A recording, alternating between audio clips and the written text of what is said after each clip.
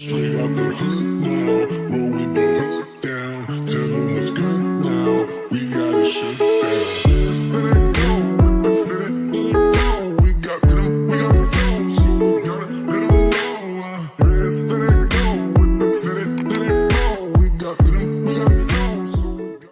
Hey y'all, welcome back to my channel. It's me, The Infinite, and this is the start of a new video. So today is another sit down video because a couple of you guys have been enjoying the little sit down talks that we've been having. So we're back for another one today. As y'all can tell by the title, y'all know what we're talking about today. And I'm just in that season of healing. So I'm sharing what shames me in the hopes of really just trying to get everything out of my subconscious so I can start anew. And I just feel like the soil that I have been living in is just full of things that no longer serve me. So I just wanted to let it out. A couple of years ago, one of my friends gave me the best advice and she was just like, the world has no shame, so why do you? And it took me a long time to get to this point where I'm like, she's right. I know I usually do fun vlogs where we're out doing stuff, traveling, all of that. I'm just not really in that season right now where I'm doing those type of things. A lot of what I do on a daily has to do with work, and it has to really do with just trying to clear and heal my mind. So that's why a lot of my content lately has been more tapped into my personal life and more about what's going on inside of my mind and a little more on the emotional side. But I just still feel like I'm really enjoying this era of content too. I feel like I'm getting to know myself as y'all are getting to know me as well when I do these videos. So overall, I would say it's going well. It's very different. It's uncomfortable for me to create this type of content where we're diving deep into myself. And I am looking for other ways to create different type of content because I am a creator at heart. I'm a visionary. I love the arts and making things that are beautiful. As y'all can see back here, I did not make that painting, but everything else pretty much like the flower boards.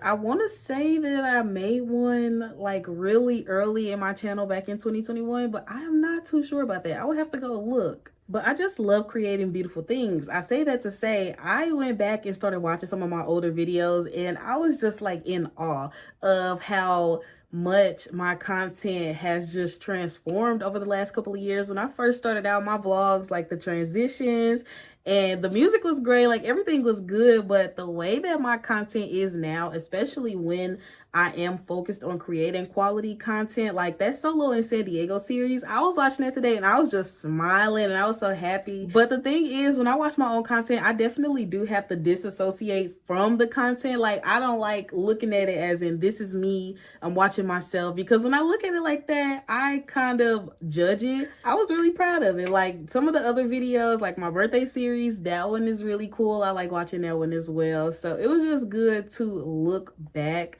and see the joyous moments of 2024 because this has been a year. So let's really get into this video and talk about how about 2 weeks ago, my absent father, who I have not seen in probably over like 20 years and who I have not talked to in almost a decade, reached out to me.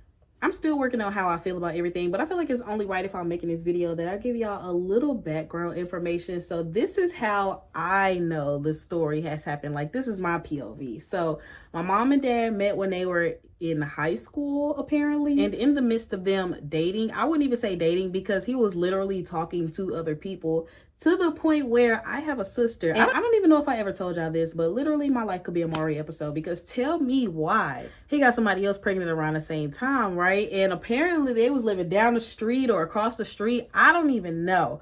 But that wasn't even the only woman in the equation. So this is 3 women already that I know about that my dad was messing with around the same time that he was messing with my mom. So my mom got pregnant. This other lady got pregnant. I don't know her name. They both end up having daughters. Tell me why. I'm Deja. My sister's name is Deja. She was literally born the day before me. I'm July 31st. Her birthday is July 30th. Same year. Like all in the same neighborhood. This is too much. So this is already starting the beginning of a very rocky situation. So after that, I don't really know what happened. I know my mom had me when she was about 18 years old. I have pictures with my dad when I was younger, like when I was probably 2-3 years old. I don't remember him much after that, especially like when kindergarten started. I don't remember him being in any type of memory. I do remember my mom, my grandma, my uncle, all of them were there, you know, my aunt, but I don't remember my dad being there.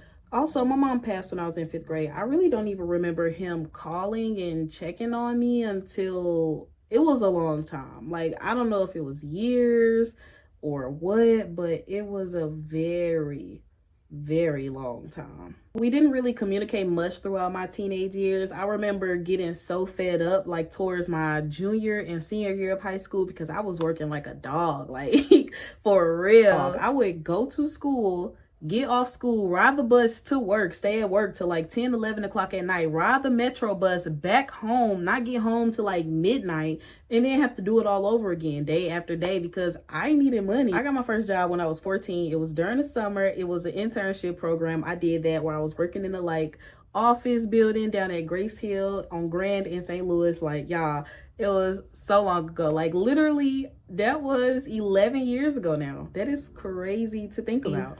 So I think after that, I just started doing more odd jobs like babysitting to make money until I turned 15, I think. And that's when I started working at Taco Bell. I worked at Steak and Shake for a long time, honestly. That is when I would remember vividly riding the bus. Like, it was so scary, honestly. I'm 16, 17 years old, riding the bus home from work, and it's like 10, 11 o'clock at night. I don't have anything to protect myself. I'm lucky, honestly, that I was heavy, because ain't nobody kidnapping a heavy girl. Let's just admit that. I mean, so I think that honestly saved me a little bit. Yeah. So to get back to the story, I ended up reaching out to him when I was like a junior or senior in high school because I was working like a dog and I was just overwhelmed with life to the point where I started to check out of high school. I stopped going to class. Like, I would skip a lot of the time because I was so tired from trying to make money to sustain myself. Like, we were living in the projects pretty much, like the ghetto of St. Louis. It was bad. We had mice, we had roaches. I remember it was a time when our ceiling literally fell from over our bathroom. So it was just a big hole above the shower. Like, we had squirrels and stuff that got into our roof. Like, it was just chaotic. And I needed a parent. Like, so I ended up finding him on Facebook. But not only did I find him, I found his girlfriend too, because I think it got to a point where he wasn't even responding to me. So me being a child, really wanting to have a connection with my parent, I reached out to his girlfriend. And, you know, as a woman, you know, she has children of her own. So, you know, she responded to me. And I was explaining, you know, like, I just really want to talk to my dad. Like, I haven't been able to get in contact with him. Prom is coming up. You know, I'm working, but I'm trying to also save up to get myself to college. So I just really need help. So I think what ended up happening, they ended up sending me money for my prom dress. So I appreciated that, honestly, because my prom dress was like $300. I ended up getting it done by my friend. Her mom did it because her mom makes dresses. So that was really nice. But I remember being so angry at him because I was literally on Facebook messaging him, telling him like, hey, you know, I'm open to having a relationship with you. Like, I really need a father. It's been a long time. Because he would make up all these excuses. Let me also say my dad is a pathological liar. So you really can't trust anything that he's saying. And y'all will understand why I'm saying that a little later.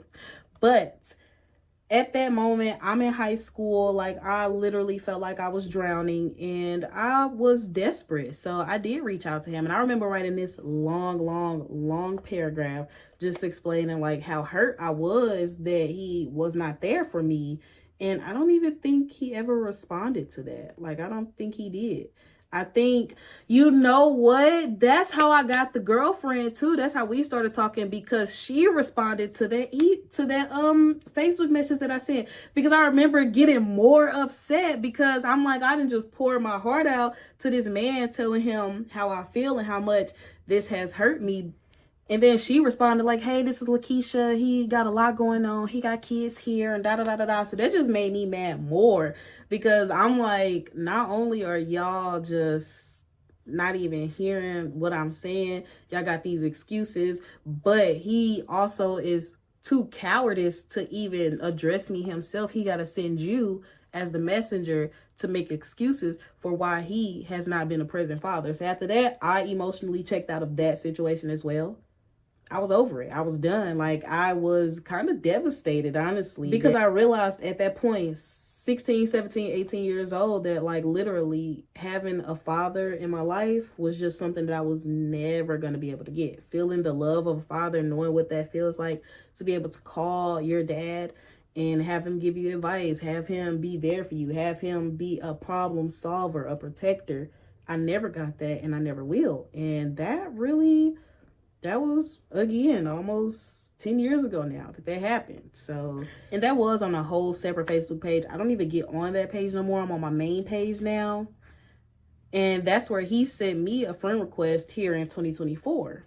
So when I seen it, I was super surprised. I kind of felt like I seen a ghost. Like I even really been tripping off anything to do with him since all of that happened years ago. And a part of me wanted to just ignore it like I do anybody else who I don't want to talk to. Like I would literally act like you do not exist. And after I accepted it, he called me and I really just did not also want to answer, but I did. I answered the phone and he was pretty much just, saying like how he missed me, which I do not believe. And he was just, talking about how much he was in love with my mom, which honestly, a lot of people would disagree. But the way that he was looking, because he had video called me, and I just feel like the way that he was looking, I honestly believe that he did actually love my mom. Because, let's hear me out, because the way that I remember him on the pictures, he was full of life, he was young, like he was just vital. When I seen him on that video, like he was missing teeth, he had salt and pepper,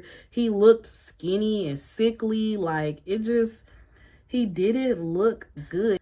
Just looking at him just made me feel sad. And I was like, maybe you did love her, man. Maybe you really did. And you did not treat her well when she was here walking on this earth. And look at what your life has became.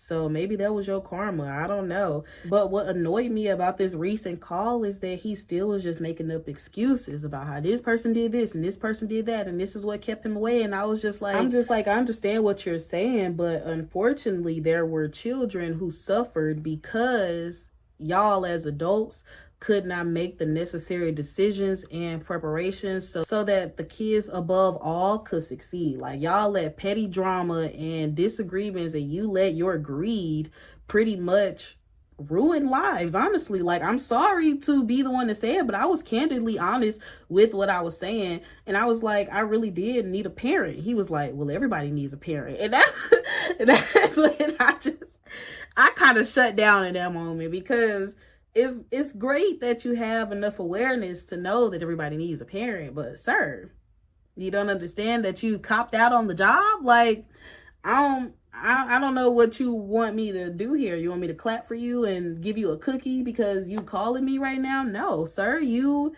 had responsibilities. You had things that you were supposed to do. You laid down and did the do. So now there are things that you have to adhere to. I don't understand what you don't get about that. And now you want to call me years later.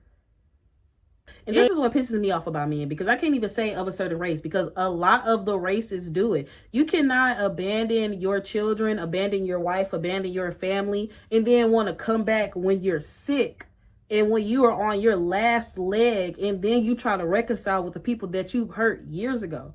Sir, you did this damage over 20 years ago. And you're now trying to come to me, and really he didn't never apologize. All he tried to do was give me excuses.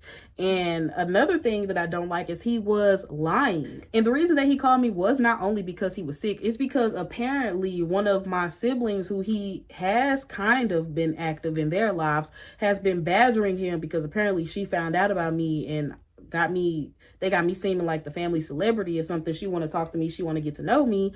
So she has been badgering him, I guess, to reach out to me. And I ended up talking to her mom because he gave me her number. And she ended up telling me that this whole time he had been telling her that he was in communication with me. He was like, oh yeah, I've been talking to Daisha and Deja. He had this lady believing that he has been in communication with me this whole time, that I was still living in St. Louis and that everything was good. And it's not. There could be nothing further from the truth.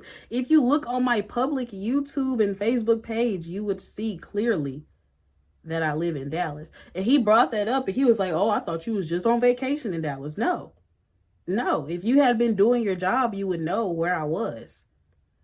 And honestly, I just feel disgusted about the whole situation. But at the same time, I feel a sense of relief because from what I am hearing and what I'm understanding, that man now has 8 children. I'm number 2 of 8. And one of them down the line, one of my little brothers, apparently, he's in jail for unaliving somebody. Like, what is going on here? And apparently he was in their life, but he will only come around as a disciplinary. I feel like this is so much information. So hopefully y'all keeping up with the show. I told y'all this is crazy. So meanwhile, the lady that I'm talking to on the phone who's telling me all of this, like, yeah, your dad told me that he was in contact with you and your sister. This is not even the girlfriend that he was with or the baby mama he was with when they were responding to me in high school. This is a whole different baby mama. So this man like 4, 5 baby mamas out right now. Like Papa was a Rolling Stone apparently. But yes, like one of my little brothers is in jail for taking someone's life. And my father was actually present with him. But like I said, just to come in when the kids did something wrong, to the point where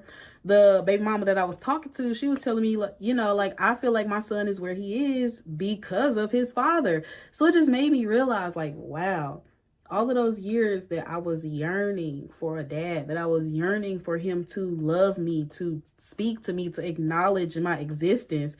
And I was better off without him this whole time.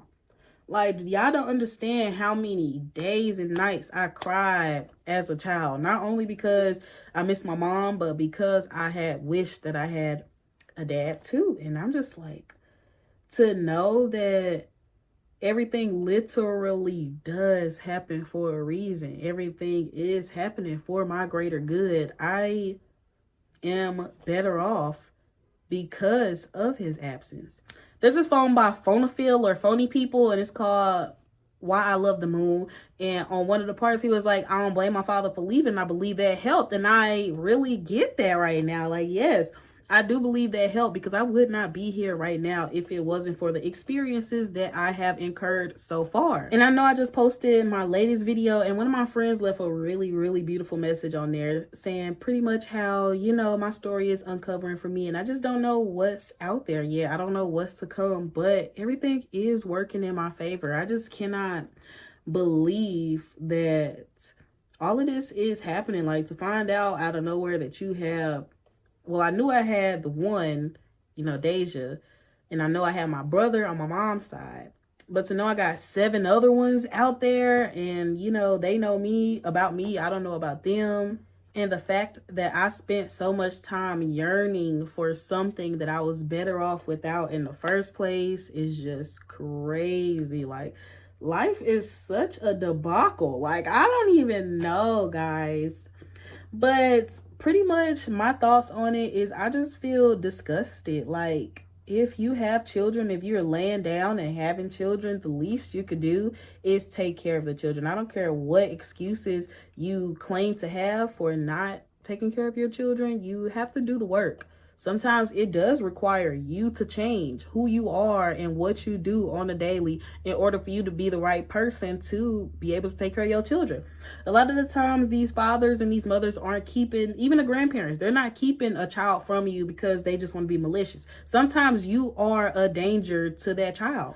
I'm not a parent yet, but even I understand the sacrifice that goes into raising children. I just feel like as a man, you should have done better. And he was telling me, you know, I didn't have a dad in my life either. Well, that should have probably been your ammunition to do better. Because from what I'm hearing, you allowed that absence of a father, that pain, to create another generation of it, instead of being the one to stand strong, fight against it, and break those chains and create a whole new avenue for your lineage to go down. So I can't support you, honestly, in the decisions that you've made. I can't sit up here and clap for you and tell you that everything's going to be okay and say that it's good, because it's not. Unfortunately, having children is a huge responsibility. It is something that has ramifications attached to it. We are not little Pokemons that you can just go plant in the world and hope that they take care of themselves. No, we grow up. We have feelings. We think things. We have free range. But it's okay. Like, I know I sound real strong right now. That's just because I'm passionate. But I literally forgive him. Like, you did the best you could with what you have. I forgive everybody in my life. All the people who have brought me pain, who did the best they could with what they had. And at least attempted. You know, life is super hard out here. So I'm not gonna hold nothing against anybody. All I can do is take all of these experiences by example, and this just pushes me to be better, because honestly, I just got out of a relationship with a man. I never showed that man on this YouTube channel, and y'all can see it was for a reason, because he took me through the ringer, y'all. Like, oh my God, that was one of the worst breakups that I've went through in a long time. Like, that hurt me to the core. And the thing is, it just ended this year. You know, towards the beginning, middle of the year is when everything just came to a head, and it was like a big explosion of everything. Like, shout out to my best friend. Like, she held me when I cried. Like, she was there for me. Okay, she was there.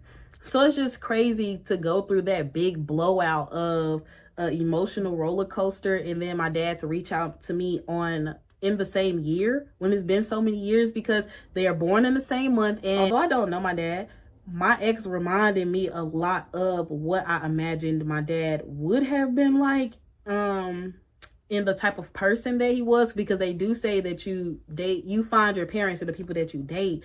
So it's just like, I dodged a bullet both ways, like, honestly, from both of them. Like, because it just made me really think about the fact that at one point I wanted both of those situations, both of them, so bad in different ways. But I realize now that both not being in my life was just what I needed.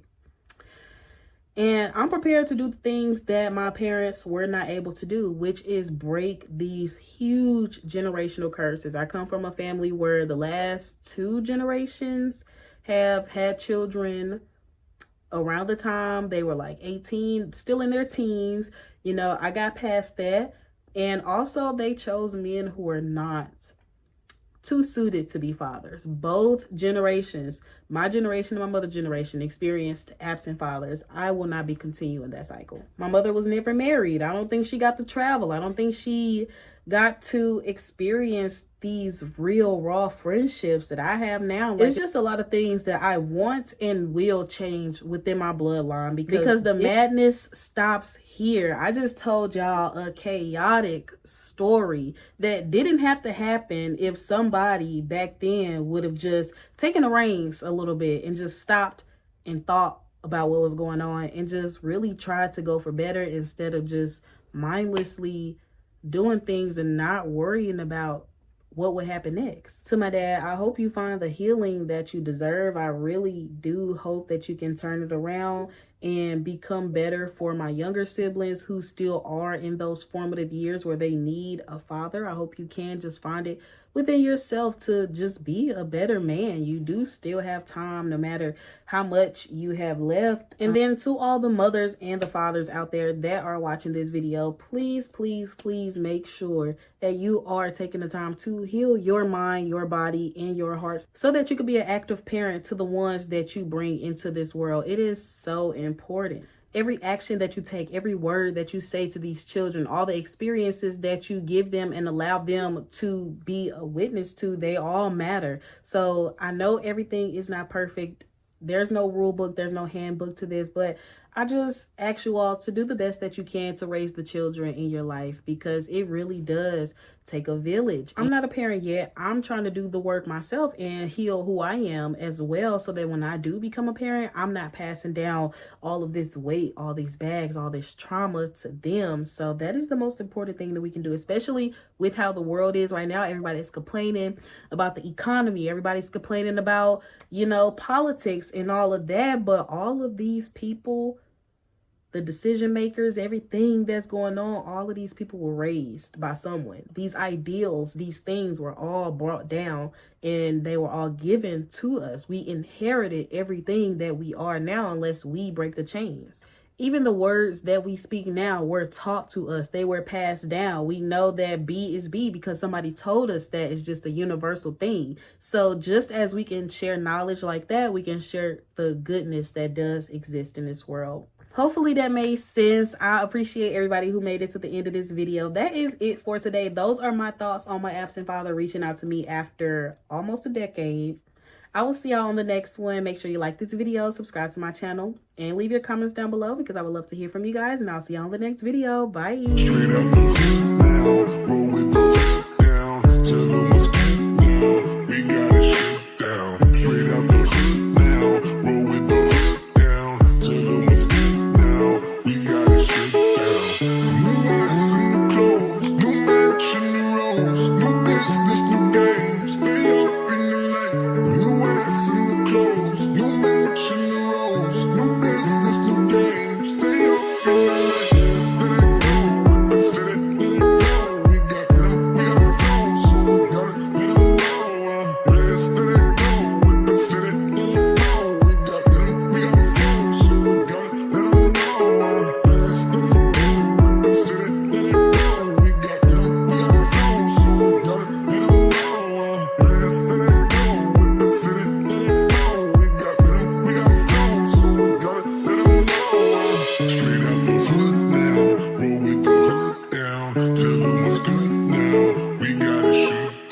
Straight out the hood now, roll with the hood down. Tell them what's good now, we got it shut down. Let's let it go, let's let it go. We got flow, so we gotta let them know. Let's let it go, let's let it go.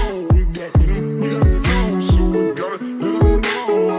Straight out the hood now, roll with the hood down. Tell them what's good now, we got it shut down. Straight out the hood.